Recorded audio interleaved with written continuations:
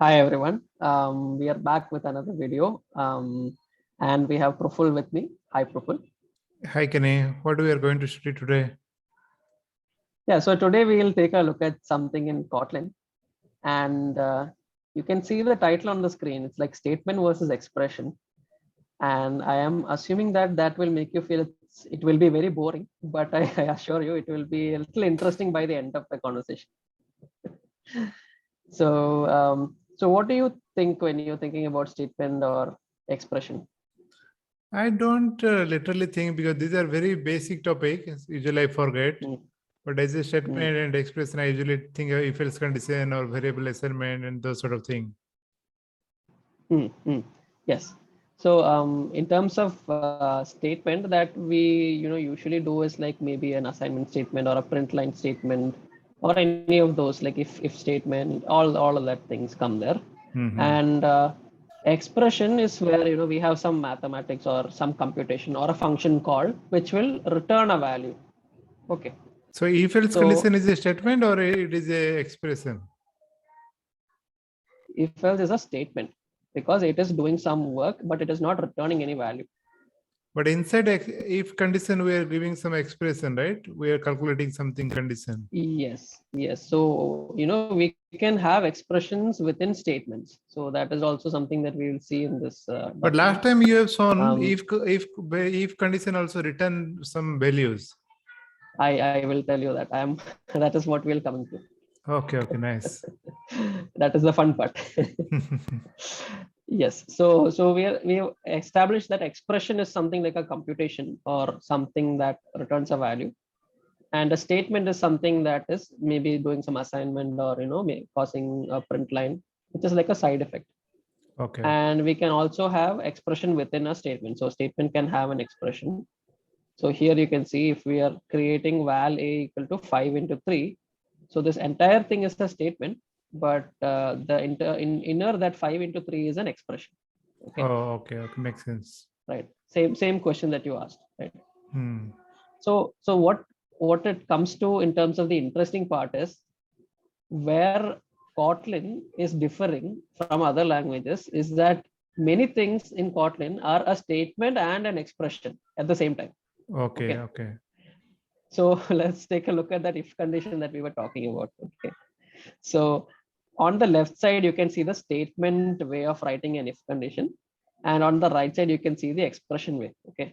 So I think we are all familiar with this first way, right? Yes. Yeah. So wherever we are seeing an if condition, if it is an if statement, right? We call it an if statement. And we can see that, okay, if there is an expression inside, but essentially that if is like doing some logic, right? Mm-hmm. Coming to the Kotlin side of things, if can be used both as a statement and as an expression. Okay.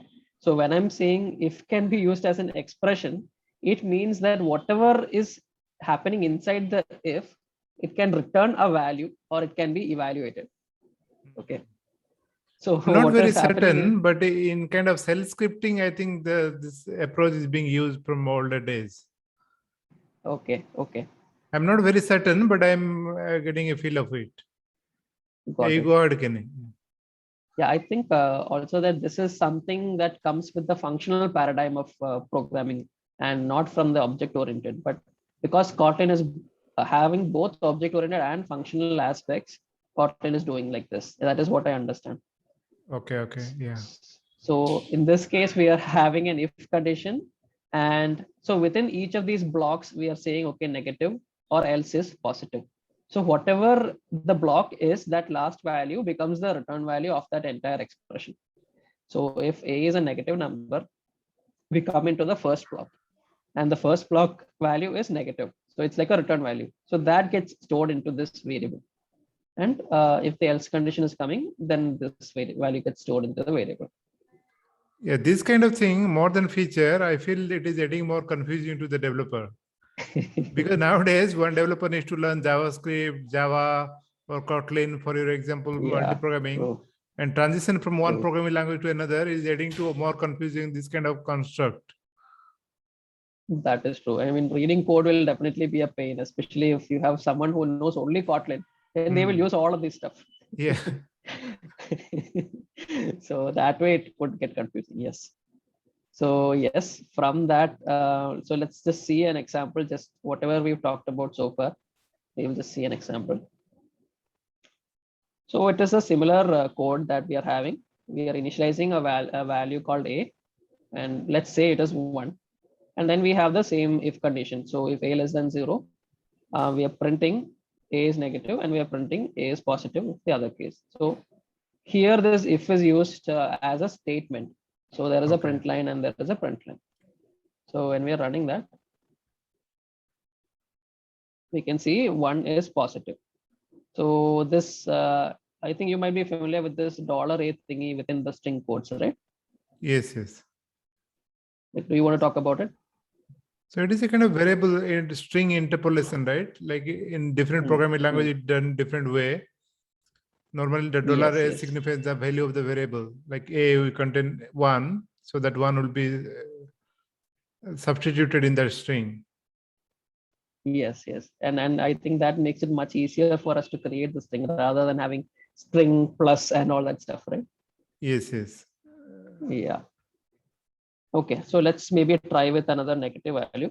I'll go. I don't remember how they do in Java. I'm quite familiar with the JavaScript way. Java, is there any string interpolation, or we usually use plus symbol only? I don't know. Okay, you are not. Yeah, I think Java, whether it do have this functionality. Okay, we have like %d or some kind of different way, but this is matching with JavaScript syntax. In JavaScript, we have tilde symbol and the backtick thing, right? Like this. Yeah, text symbol.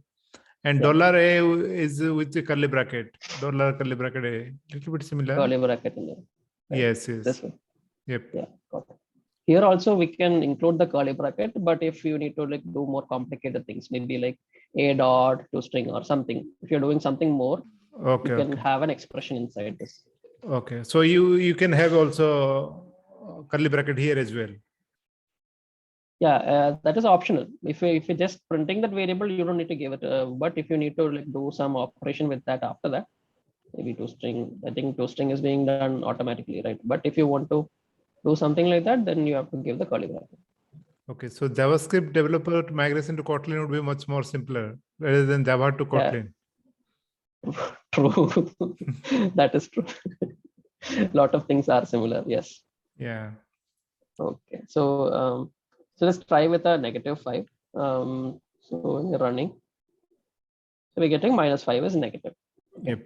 So that is the statement way of doing it. So if I comment that and we come to this. So here we are saying val result equal to. Okay. So we are initializing the variable with the result of this if, which is an expression and not a statement. Okay. So here in this case, we are doing the same computation, but we are just returning a string kind of a thing. So negative and the positive. Yeah, this will give a big headache to me actually. Because there is no return, there is no assignment inside if condition, just simply a string. Yeah. Let's maybe like try to write return. Maybe it will work or not. We'll see. Infer type is string, but unit was expected. So I think that is returning from the function. Yes. Not from the. Okay. Yeah. So this I think is like a closure or some kind of a lambda or some kind of a syntax like that, where the last statement is returned by default. That is, I think, the process here.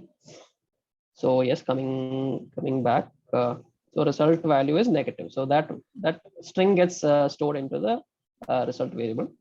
And if we do +5, you can say that result value is positive, right? Okay.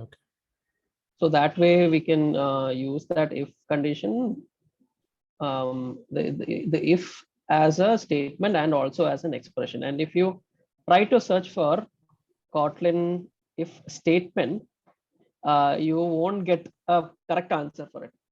Like you don't get an if statement documentation. Rather, you're getting like a when expression or if else expression, right? Expression is the primary word that you're using, right? So yes, so coming back to our page, so that is for the if statement. Okay, so that is the same thing that we saw last time when we saw a single line if statement or if expression. Sorry, we are so used to saying if statement that usually comes if statement. So But into the similarly, day-to-day programming, rarely remember that we use statement expression very frequently yes, when we talk about or discuss. Or definitely. I hardly remember that it is very granted or very, very older concept. But usually we learn as a programming, going through the documentation, Basics but kind of a thing. Yes, it is coming very and then naturally, and we really, there is no technical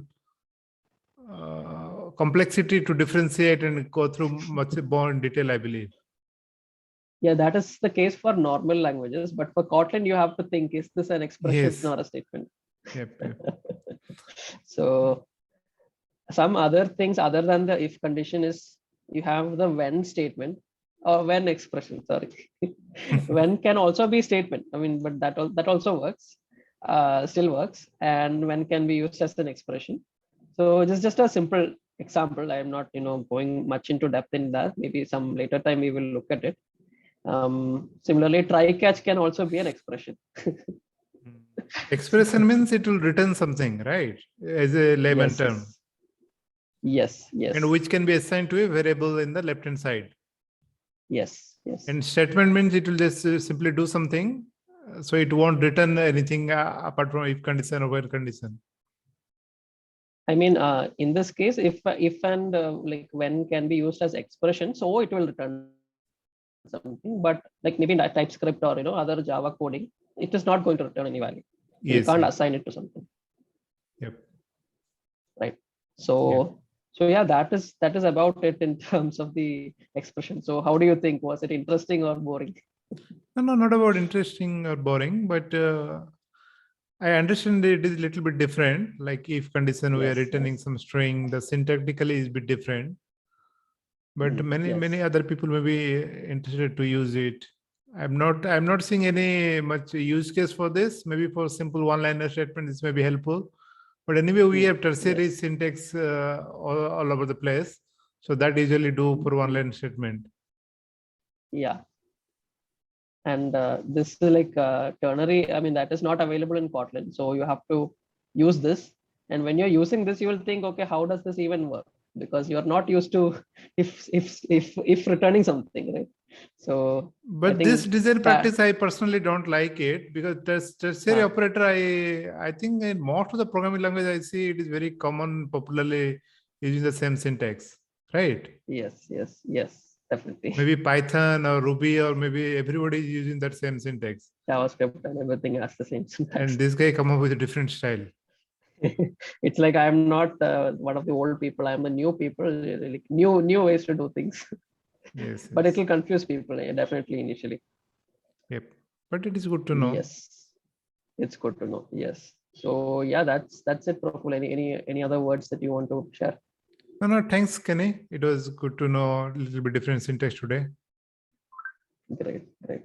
Okay, then that's it for today. Thanks everyone for watching. Yeah, have a good day, guys. Bye-bye.